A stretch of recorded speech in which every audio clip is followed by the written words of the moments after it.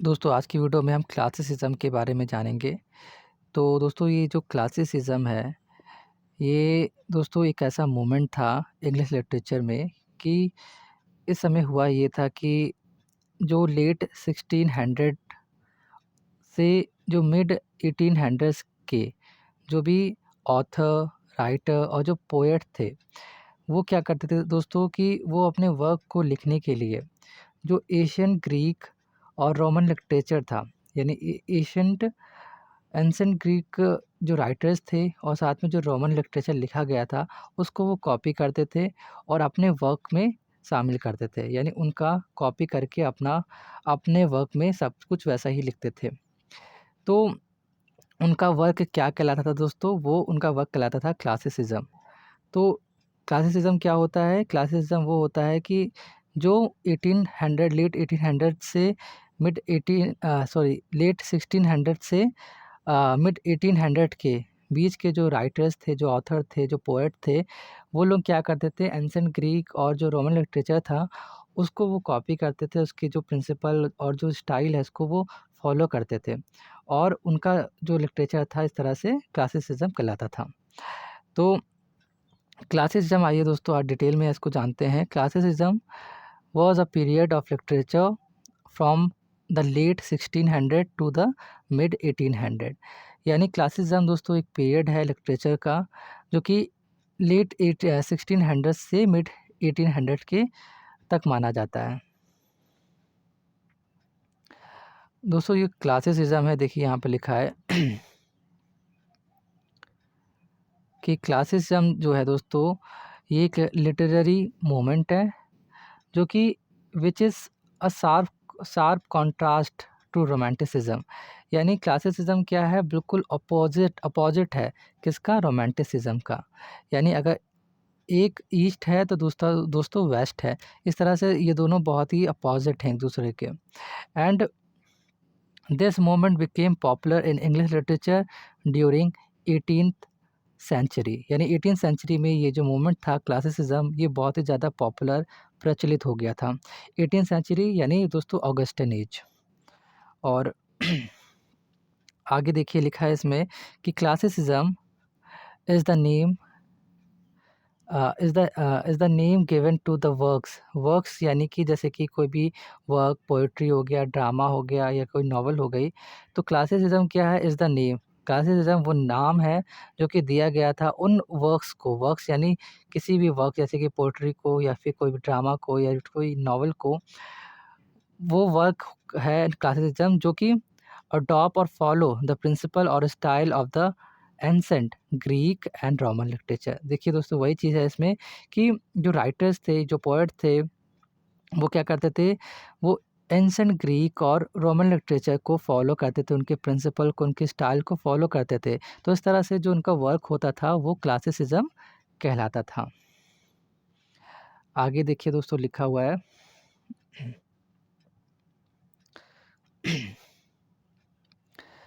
कि यहाँ पे देखिए लिखा है कि 17th century French writers were the pioneer who popularized this moment of classicism in literature. यानी 17th सेंचुरी के जो फ्रेंच राइटर्स हैं वो पायनियर यानी कि सबसे फर्स्ट बने, हु पॉपुलराइज जिन्होंने बहुत ही ज़्यादा इसको पॉपुलर किया इस मोमेंट को, क्लासिसिज्म को। और during this moment sorry this during the period of Renaissance के दौरान दोस्तों क्या हुआ? रेनेसा में क्या हुआ था कि प्रिंटिंग जो टेक्नोलॉजी आ चुकी थी तो उसमें क्या था कि the translation of ancient Greek and Roman literature were easily available. तो अ, जो लिटरेचर था और रोमन लिटरेचर और जो ग्रीक लिटरेचर था दोस्तों, उसमें क्या था कि उसका ट्रांसलेशन आपको इंग्लिश में अवेलेबल था। तो जो फ्रेंच राइटर्स थे, इन्होंने क्या किया, जो स्कॉलर्स थे, इन लोगों ने अपना इनका जो authors develop interest in reading the ancient Greek. उन्होंने एंशिएंट ग्रीक को पढ़ने में इंटरेस्ट दिखाया और रोमन लिटरेचर को। और फिर क्या हुआ?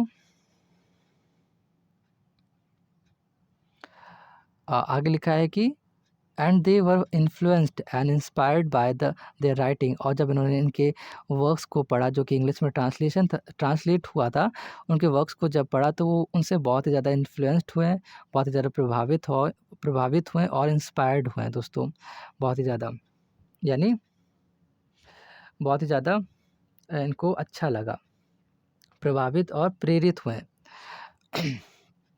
और यहाँ पे लिखा है कि the French dramatist like Morley and Corneille followed the Greek masters such as Aeschylus and Sophocles and sought to the embody Aristotle's three unities in their plays। यानी दोस्तों ये जो फ्रेंच राइटर्स थे, जो फ्रेंच ड्रामेटिस्ट थे, ये दोनों, ये नाम है उनका, मॉर्ली एंड कॉर्नील। इन्होंने क्या करा, जो ग्रीक मास्टर थे इनको फॉलो किया जो कि हैं एस्किलस एंड सोफोक्लस। तो और इन्होंने क्या करा था, जो अरिस्टोटल का जो प्रिंसिपल्स थे, थ्री यूनिटीज़ थी, उसको भी अपने प्लेज में शामिल किया था दोस्तों। तो कहने का मतलब ये है कि जो 17th सेंचुरी में दोस्तों फ्रेंच राइटर्स थे, उन्होंने क्या किया था कि इस मोमेंट को बहुत ही ज़्यादा पॉपुलर कर दिया था। और उन्होंने पहले तो क्या था कि इसका ट्रांसलेशन अवेलेबल नहीं था, लेकिन जो रेनेसां के दौरान क्या हुआ कि जो एंशिएंट ग्रीक था और जो रोमन लिटरेचर लिखा गया था, उसका ट्रांसलेशन इंग्लिश में अवेलेबल था।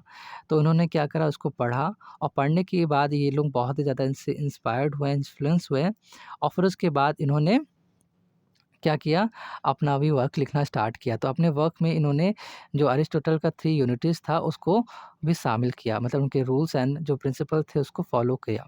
एंड जो सबसे पहले जो फ्रेंच ड्रामेटिस्ट थे दोस्तों, जो उनका नाम है, यहाँ पे देखिए लिखा हुआ है कि मॉर्ली एंड कॉर्नेल, ये याद रखिएगा। सबसे फ्रेंच ड्रामेटिस्ट सबसे पहले यही है, क्योंकि इन्होंने सबसे पहले क्लासिसिज्म, मतलब क्लासिकल ये राइटर्स कहलाए। क्यों? क्योंकि इन्होंने सबसे पहले क्लासिकल वर्क लिखना स्टार्ट करा था, और इन्होंने फॉलो किया था एस्किलस एंड इस सोफोक्लस को, और साथ में जो अरिस्टोटल का जो थ्री यूनिटीज़ था, इसको भी इन्होंने फॉलो किया था। आगे देखिए दोस्तों, लिखा है कि इस तरह से जो क्लासिसिज्म जो है दोस्तों, आगे इंग्लैंड में पाया गया in the field of poetry and drama in English literature during the 18th century दोस्तों। नाउ जो 18th सेंचुरी है, यहाँ पर लिखा है दोस्तों, इस तरह से it was known as new classicism. जो 18th सेंचुरी है दोस्तों, उसको न्यू क्लासिसिज्म के नाम से जाने जाने लगा। एंड यहाँ पर जो पोएट थे इस मोमेंट के, like Alexander Pope and critic जो हैं, जो सैमुअल जॉनसन जी हैं, ये क्या बोलते हैं, इन्होंने बहुत ज़्यादा सपोर्ट किया इस मोमेंट में। आगे न्यू क्लासिसिज्म जो ये जो मोमेंट है, इसमें इन्होंने बहुत ज़्यादा योगदान दिया, बहुत सपोर्ट किया।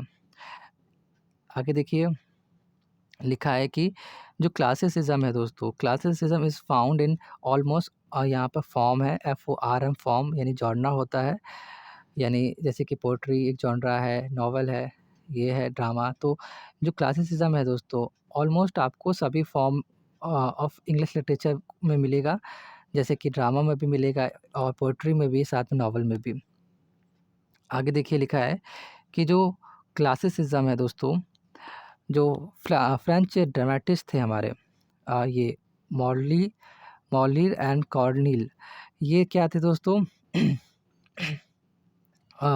इंग्लिश ऑथर्स थे, सॉरी ये फ्रेंच ड्रामेटिस्ट थे, और साथ में जो इंग्लिश हमारे राइटर्स हैं, अलेक्जेंडर पोप एंड जो जोनाथन स्विफ्ट जी हैं, are considered as the greatest exponent of classicism. इनको बहुत ही ज़्यादा ग्रेटेस्ट एक्सपोनेंट माना जाता है, किसका दोस्तों, क्लासिसिज्म का। जो पहले हैं दो नेम, और साथ में इंग्लिश अगर हम ऑथर्स की बात करें, अलेक्जेंडर पोप और हमारे जोनाथन स्विफ्ट जी हैं। आगे दोस्तों आइए कुछ वर्क्स को देख लेते हैं, क्लासिकल कुछ वर्क्स को देख देख लेते हैं। जैसे कि यहाँ पर देखिए लिखा हुआ है, अलेक्जेंडर पोप जी का है the rape of the lock and the Dunciad, and Samuel Richardson ji का है Pamela, and Samuel Richardson ji का Pamela, and Jonathan Swift ji का है गुलिवर्स ट्रैवल। एंड आगे लिखा है टी.एस. इलियट जी का है हमारा murder in the cathedral. And Joseph Conrad का है हमारा heart of darkness. And Daniel Defoe ji का है रॉबिन्सन क्रूसो। तो दोस्तों ये कुछ क्लासिकल वर्क है और मैंने क्लासिसिज्म के बारे में आपको बताने की कोशिश करी है। आई होप मैं अच्छे से समझा पाया हूँ। तो दोस्तों मैं मिलता हूँ आपसे नेक्स्ट वीडियो में, तब तक के लिए अपना ख्याल रखिएगा।